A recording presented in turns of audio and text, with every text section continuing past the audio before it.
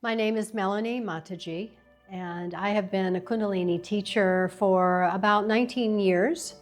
I came into Kundalini back in 2006 when I had been a practitioner of other yogas prior to that, and I felt like there was something that was missing. So I had moved from Las Vegas to Utah, and just coincidentally or providentially, I was introduced to a lady who really was keen on me experiencing Kundalini Yoga. I went to a workshop.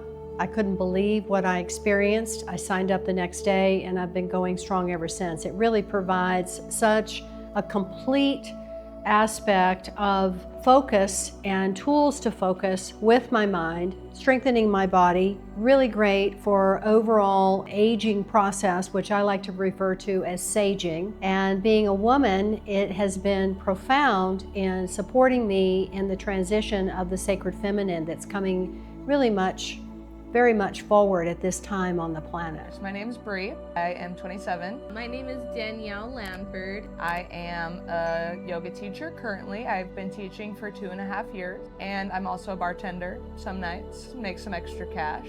I just recently got my yoga teacher trainer in Bali, so I'm stepping into a yoga instructor.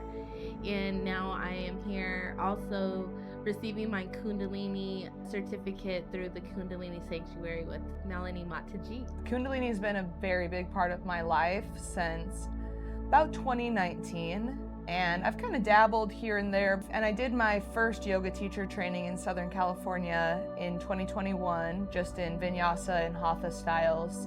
But I've always had a pull to Kundalini, and I just typed it into Google, Kundalini teacher training, just wanted to see what was out there. I didn't know where in the world it was gonna be held, but I was curious.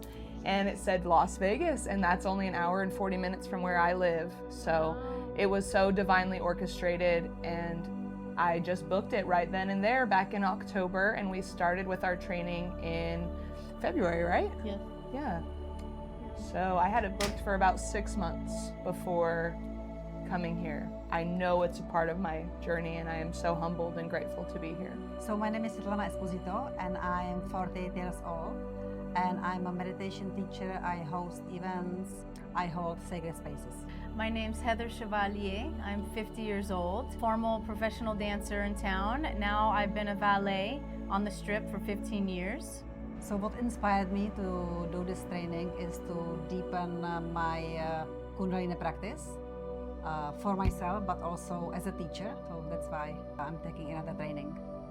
Actually, my story starts with my sobriety. So I'm 7 years sober now, and in doing that, I became a Reiki master, and in doing the Reiki training, it led me to Kundalini, which led me to MataJi.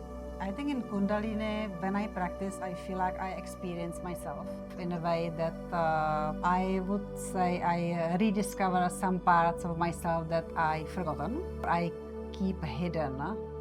It's most like my true nature is coming out. The world around me is changing, and inside myself it's kind of crumbling down.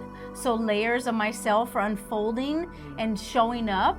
It's very disturbing at times, but it's also very exhilarating. Yes, many shifts happening. My inner strength, a discipline I've never known I had. What made me go from student to teacher? I'm always a student, to answer that question truthfully. I'm always a student. I'm a lifelong student, and I'm also a lifelong teacher, because the mastery lies in this particular technology of yoga in teaching and sharing. And so the best way for me to provide that experience is to continue to be a student.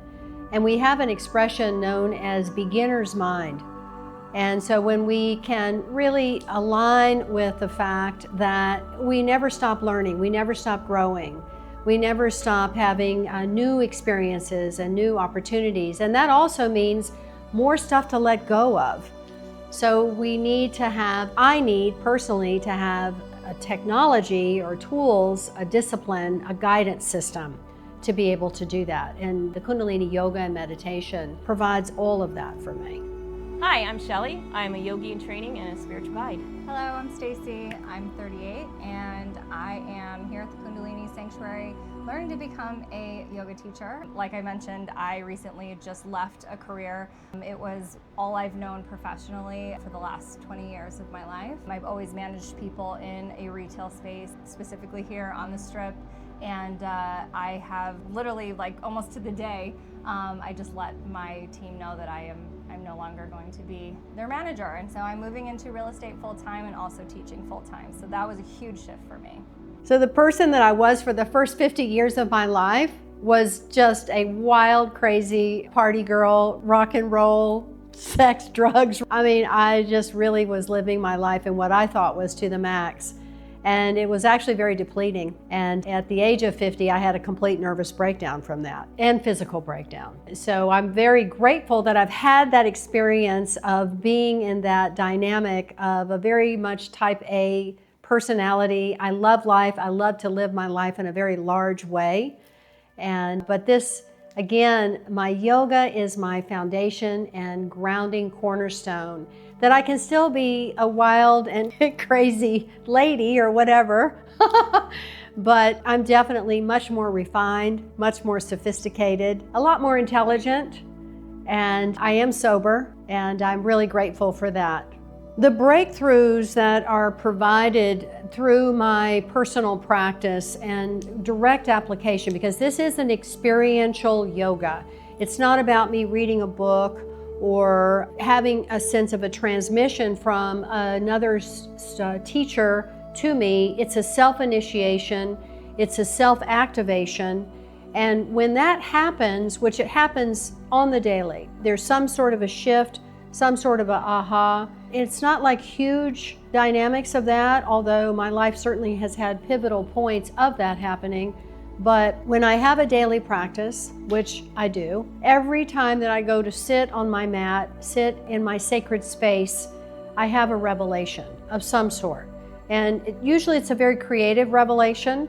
I am a woman in business. I'm an entrepreneur. So it's really important for me to be creative and intuitive. So the more that I can keep those all access channels open and also recognize where I'm moving into old patterns of, let me push through this, let me make this happen. And instead I soften, I breathe, I relax, I meditate. Maybe I'm done some movement prior to that so that I'm able to get into that space of what we call the 0 point.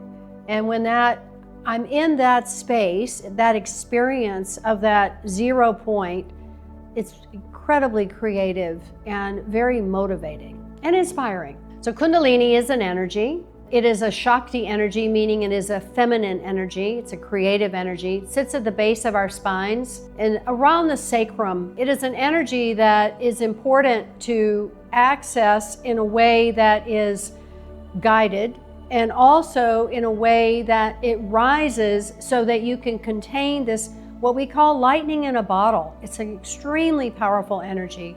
It's also been referred to as a serpentine energy, as it travels 3.5 cycles spiral up your spinal cord.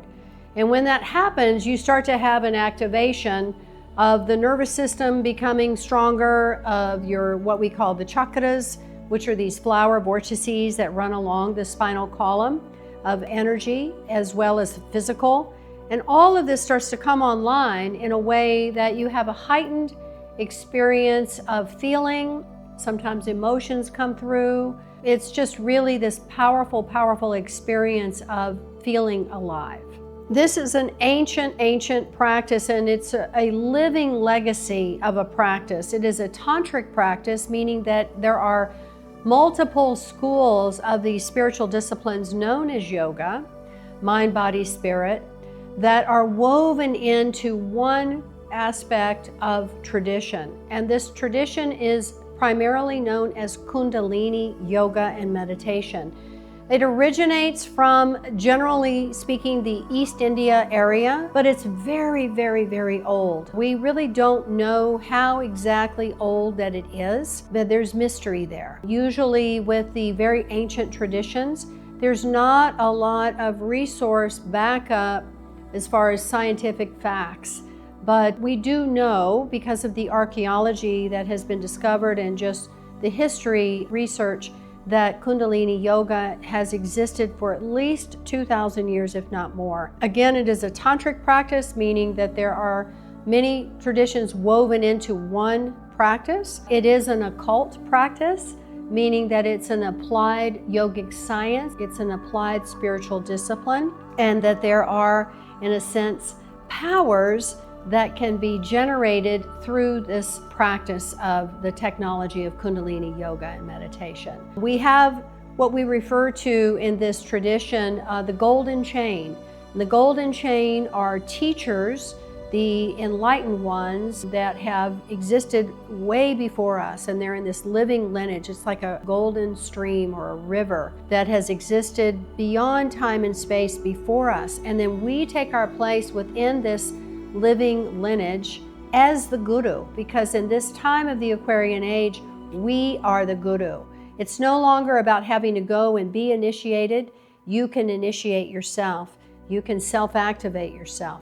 So we take our place as the guru, as the teacher within that living lineage, and then we are contributing to what's going to be coming ahead of us in the future. It's quite amazing. The most common benefits that I see from people who come regularly, particularly to the group classes, are they'll have a pretty profound career change for the positive. A lot of manifestation will come into their life in their relationships positively. Maybe some old relationship that were no longer serving them just seamlessly drops away, and they're able to move into a space of sovereign freedom. And then in that space, they attract, the right partner or the right sense of like-minded beings, community. We call it spiritual family as well, that begin to gravitate around each other, because this is an opportunity for us to uplift each other. And that is one of the prophecies of the Aquarian age, is that we shall uplift each other and experience freedom together in unity. And then, other ways is positive health. Health mentally and physically becomes improved. A lot of times people will come because they're in pain, physically and mentally, and there are certainly opportunities. You have to work, you have to keep up with your practice, because freedom requires work. But if you stick with it, and I see this all the time with people who do follow that, they have incredible breakthroughs in whatever it is that's been holding them back. A lot of family healing, heal yourself. So there's tremendous opportunity here. Again, freedom requires work. This isn't just okay, I'm just going to take this pill, or I'm just going to come to one class and it's done. No, you have to keep up, you have to keep coming, and it is a process. So the more that you can commit to build your character and your caliber, you will see the results for sure. You will experience the results. I've dealt with chronic back pain for the last 3 years. MataJi gave us a 40-day meditation challenge. And with this meditation challenge, the long ikankars, you incorporate bandhas, which is body locks. The first bandha is the mula bandha, where you squeeze rectum, pelvic floor lifts, and your belly button goes in and up. And as you continue this chant, you feel the energy move through your body. And at the very end of the chant, it's a 2.5 cycle, breath cycle chant. You let go of all body locks, and the energy fountains out of your head and releases. And then you start again. And it's 22 minutes. And I'm on day 56 today. Me too. And it's completely shifting and changing my back pain. My back pain is leaving my body. People will come and they'll call, and we'll have conversation on the phone, or it'll be, of course, through the texting, so forth, but they'll communicate, what do I need to do? And I'm in this crisis or that, or this or that. Pretty much always the same response is, please come to class, because in group class, and when we come into group settings, that's when the real effect and the real benefits start to unfold. And it's scary when you have these sense of, I'm going to step into this unknown, and this seems weird, and is it a cult? And all of those, questions maybe could come up. And I understand that, because there has been a lot of bad press that has floated around these traditions of yoga and other spiritual disciplines. But, there's negativity in all aspects of life, in politics, in the church, in religions. It's everywhere. It's unavoidable. But in this particular Sangat, in this particular space, it is a safe space. It is a sanctuary. It is all inclusive. Everyone is welcome here. All genders are welcome here. Whatever it is that you're going through is welcome here. I do recommend that you come sober. You know, if you're in recovery, oh my gosh, it's a fantastic support for the 12 steps AA and NA program. It's really a way to embody those steps. So, you know, getting out of the story loop and dropping into your body is the first step to healing. And that's what we offer here. It's an experiential practice, and it's plain and simple. I mean, it's designed that way intentionally, that you personally have the experience that you can relate to or that you are experiencing. Okay, so let's break it down from mechanics, from biological mechanics.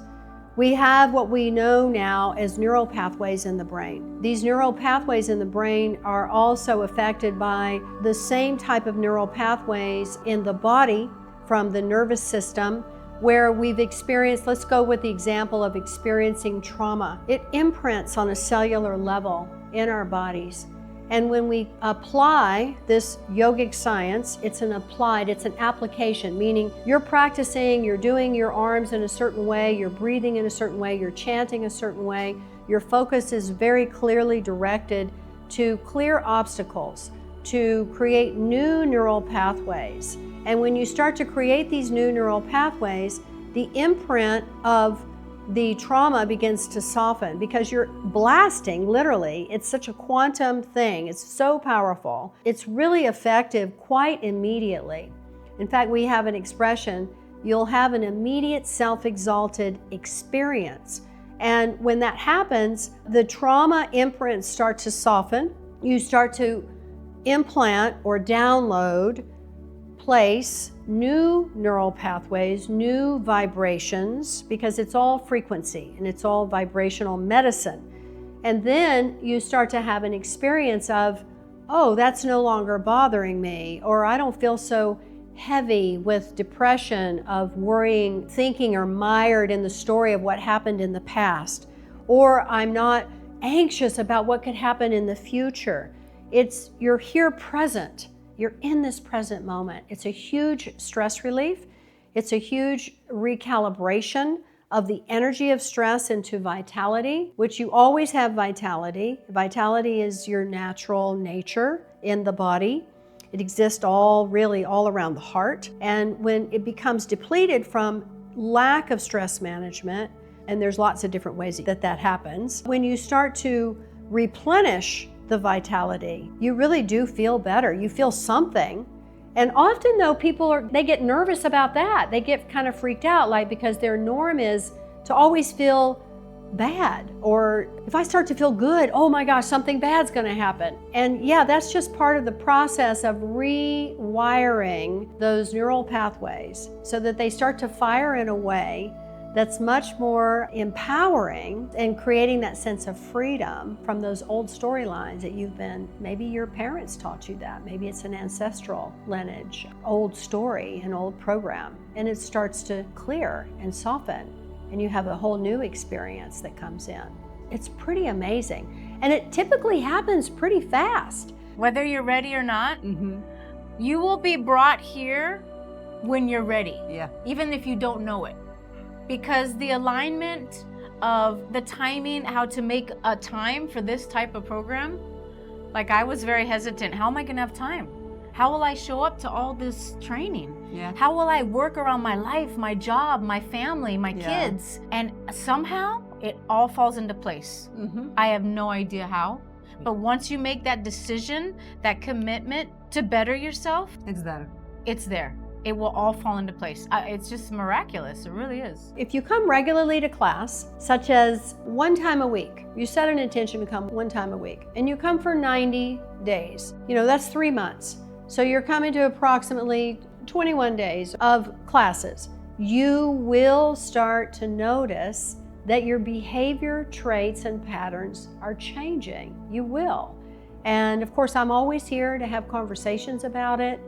And we have another expression in this yoga that we don't just believe in miracles, we rely on them.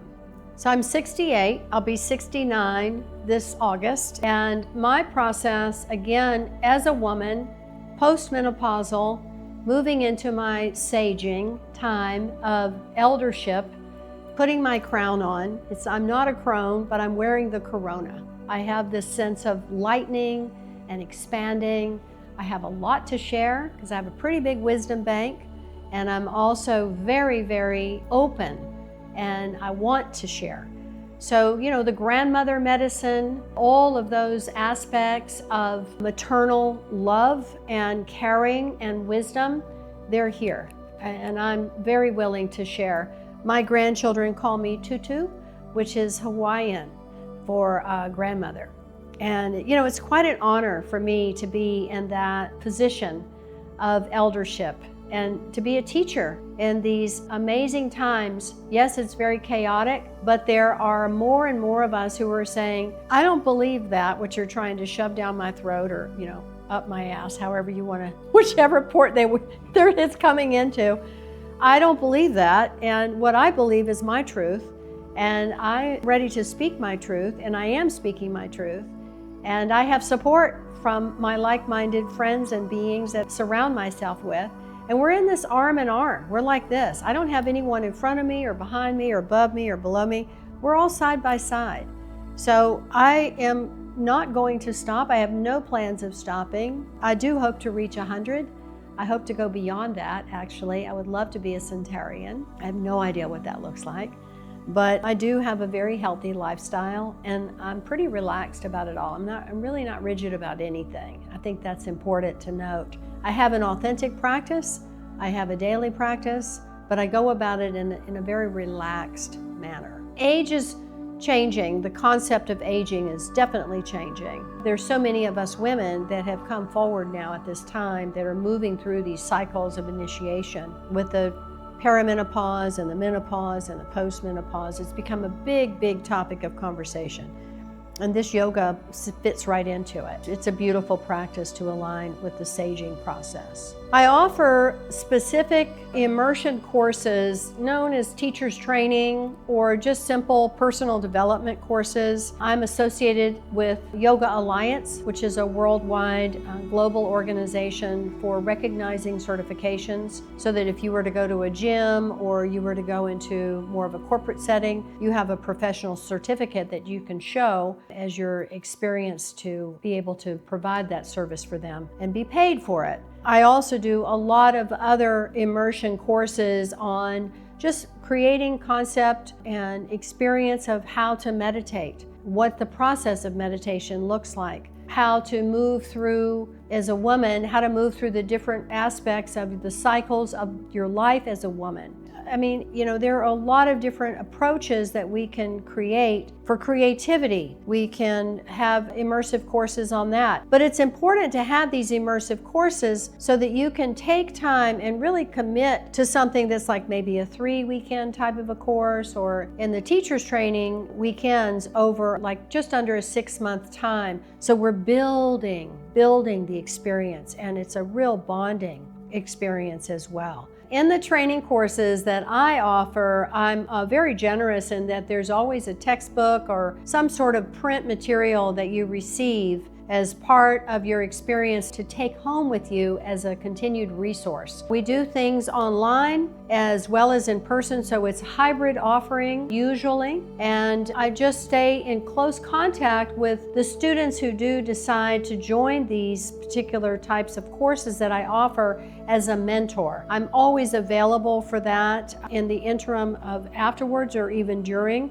We always do 40-day meditations as well, so it's a process that we all go through together to gain the experience of what it is to really put yourself into a yogic lifestyle, because that's what this is. This is a lifestyle guide, and as I mentioned before, it's not a rigid one. You don't have to be vegetarian or vegan for that matter. If that's what you choose, that's fantastic, but there are just lots of resources that are offered through this amazing, amazing technology, and I do like to refer to it as a technology, for a lifestyle guidance. If it's better for you with your schedule, etc., to go to a gym or to go to a corporate setting yoga experience, which is very prevalent here, particularly in the Las Vegas area. You know, we have big chains of yoga studios here, True Fusion, Lifetime. There's a couple of other ones that have, really blossomed in the Las Vegas area. That's fine, but you won't get the personal experience of one-on-one connection there. I don't think you will. In fact, I'm pretty confident that you won't. And you also will receive a watered down experience of yoga because they're in a setting that typically, it's all very generic. You won't get the same experience. You won't. Yeah, you'll get an experience of maybe positive health, maybe strengthening your body, maybe there's some meditation guidance, but for the most part, you're missing a lot of the components because yoga is body, mind, and spirit. And so if you're missing the spirit is being left out, meaning that you're going into this from heart-centered spiritual connection to the universe, understanding of what the universe is, and just all that concept, you're missing really the whole picture of what the true practice of yoga offers. Thank you. Sat Nam.